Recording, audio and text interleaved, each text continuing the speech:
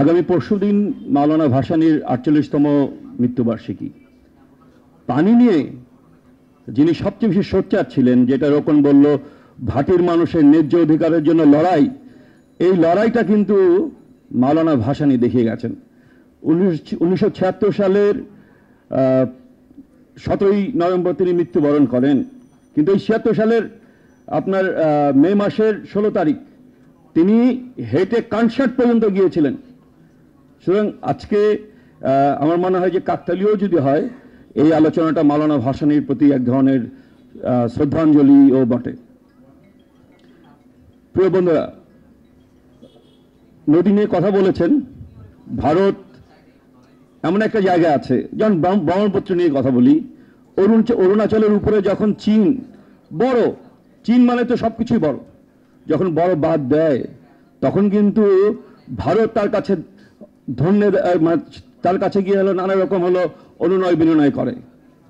আবার সে যখন উপরে থাকে, আমরা যখন ভাটিতে থাকি, তখন তারা আবার আমাদের উপরে নানা রকম অত্যাচার অনাচার করে। এই যে প্রক্রিয়াটা, এই প্রক্রিয়াটার কারণটা আমাদের বন্ধু রোকন সে বলছে যে এই 47 সালে দেশ বিভাগ, এই দেশ বিভাগের মধ্যেই কিন্তু এই অন্যায্য বিষয়গুলি থেকে গেছে।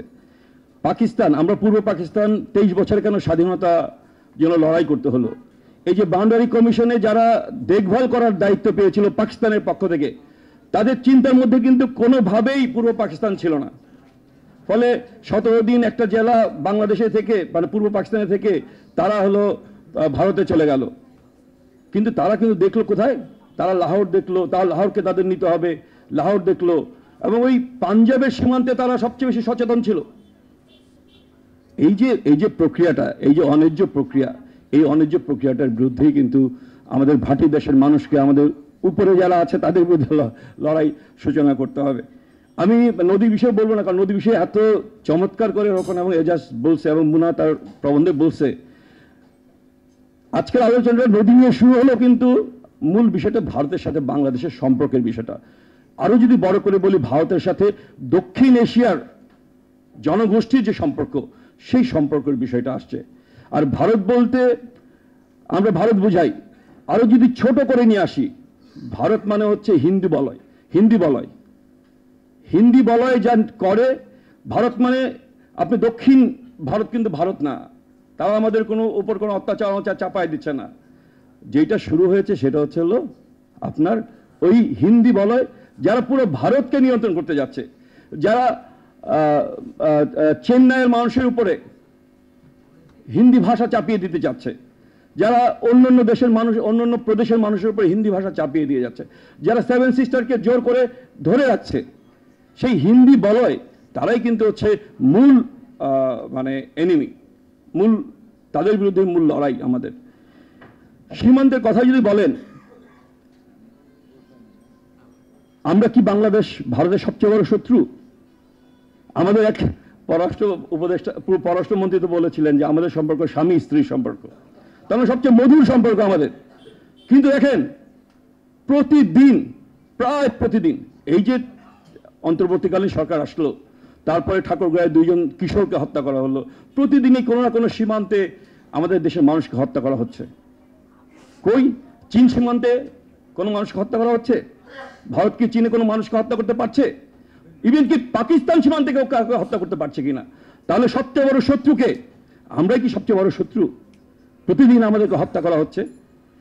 সেটা করা সম্ভব হচ্ছে যখন আমাদের ওই ভারতের হিন্দি বলয়ের নেতৃত্বের কাছে, দিল্লির নেতৃত্বের কাছে যখন আমাদের নেতৃত্ব আত্মসমর্পণ করে, তখনই সেটা কিন্তু সম্ভব। দেখেন, যখন আমাদের মানুষকে হত্যা করা হয়, আমাদের মানুষই বলে কেন তাদেরকে হত্যা করা হবে না? কারণ তাদের চোরাচালানি, তারা চোরাচালান করতে গেছে, তারা গরু আনতে গেছে, তারা এই করতে গেছে, সেই করতে গেছে। প্রশ্নটা আমি বলি, পশ্চিম বাংলার একজন সাংসদ এখন জেলে আছেন, তিনি আবার শান্তিনিকেতন এলাকার সাংসদ, যার বিরুদ্ধে সবচেয়ে বড় অভিযোগ হচ্ছে গরু চোরাচালানকারীর ইনভেস্টর হিসাবে। গরুটা রাজস্থান থেকে কি হেঁটে হেঁটে যখন আসে, সীমান্ত পার হয়, সীমান্তে কিভাবে পার হয় সেটা আমরা টেলিভিশনে দেখেছি, কিভাবে টিনের উপর করে হলে কাঁটাতারে বেড়ার এই পাশে হচ্ছে গরু ফেলা হয়। ওই পাশে তো কোনো গরু চোরাচালানিকে হত্যা করা হয় না, কেন ধরে বাংলাদেশের মানুষকে হত্যা করা হবে? কারণ বাংলাদেশের মানুষকে হত্যা করলে তার প্রতিবাদ কেউ করবে না, সেই কারণে বাংলাদেশের মানুষকে হত্যা করা হচ্ছে। আমি একটা ভ্যালিড কোশ্চেন রেখে দিতে চাই। অনেকে তাত্ত্বিকভাবে বলছেন, তাত্ত্বিকভাবে আমি বলবো না, সময় যেত নাই। আদানি যদি, মিস্টার আদানি যদি গুজরাট থেকে পুঁজি নিয়ে বাগেরহাটে মংলায় বিদ্যুৎ কেন্দ্র করতে পারেন ব্যবসা করার জন্য, তাহলে আমার রহিম আলী কেন তার উৎপাদনে আরেকটা উপাদান শ্রম নিয়ে মুম্বাইয়ে গিয়ে কাজ করতে পারবে না?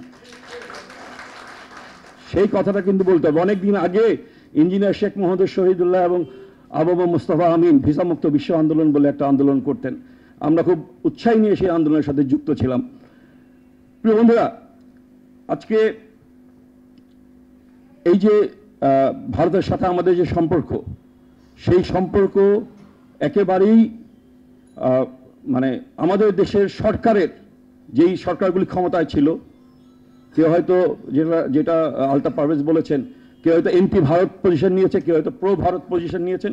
আর এই যে সরকারটা গত 15.5 বছর ধরে ক্ষমতায় ছিল, তারা কিন্তু একেবারেই ভারতের কাছে আত্মসমর্পণ করে দিয়েছিল। 2014 সালের 5 জানুয়ারির নির্বাচনে ভারতের পররাষ্ট্র সচিব সুজাতা সিং বাংলাদেশে এসে এরশাদকে সিএমএস থেকে বের করে এনে ইলেকশন করিয়েছিল, সেটা আপনারা আমরা ভুলে যাই নাই। এই 2024 সালে 7 জানুয়ারি নির্বাচনের আগে জাতীয় পার্টির চেয়ারম্যানকে ভারত দিল্লিতে ডেকে নিয়ে গিয়েছিল এবং নির্বাচনে অংশগ্রহণ করার বাধ্য করেছিল। এই নির্বাচনের আগে যখন মার্কিন যুক্তরাষ্ট্রের সাথে আমাদের সম্পর্ক খারাপ হয়ে গেল, তখন ওবায়দুল কাদের বলেছিলেন, পররাষ্ট্র সচিব বলেছিলেন যে ভারত আমাদের পক্ষ হয়ে আমেরিকার সাথে দরবার করবে, আমাদের পজিশন তারা ভালো করে দিবে। এই যে অবস্থা, সেই অবস্থা থেকে আমাদের উত্তরণ করা দরকার।